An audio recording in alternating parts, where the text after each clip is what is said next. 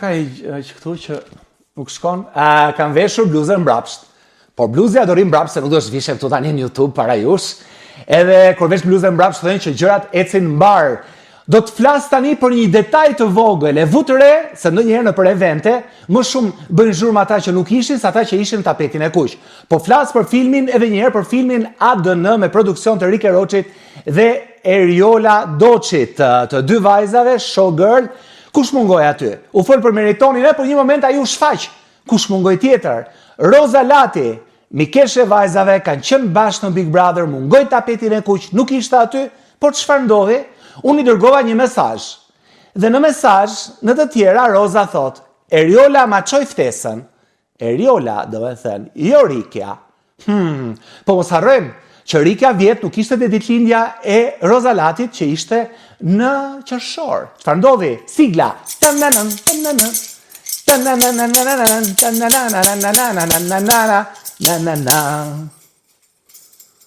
Okej, do vazhdojmë të flasim sërish sepse sa herë që ka evente dhe mblidhen VIP-at bashk, gjithmonë shikohen edhe dinamikat mes atyre, sidomos kur VIP-at janë bërë bashk në një reality show si që është Big Brother VIP Albania. Pra pak a shumë publik është mësuar me jetën e tyre, duan din privacinë e tyre, duan din si sidhen me njëri tjetrin, aq më shumë kur kanë qenë bashk në një mbledhje të tillë siç është Big Brother VIP Albania. Do e thoja në një Tigan, po më kujtohet skena e Tiganit, vaj, djegj, Rikja, jo më fal Eriola e gjëra tilla si këto, kështu që mos t'i hymë muhabetit të Tiganeve dhe hallvave, sepse u mbyllën vite më parë.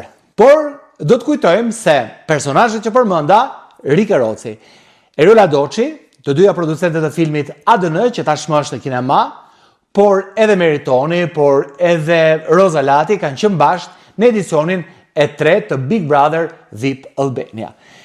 Ka thënë Chaplini që nuk shkoj në për eventet e Hollywoodit, sepse do të flitet një lloj për mua.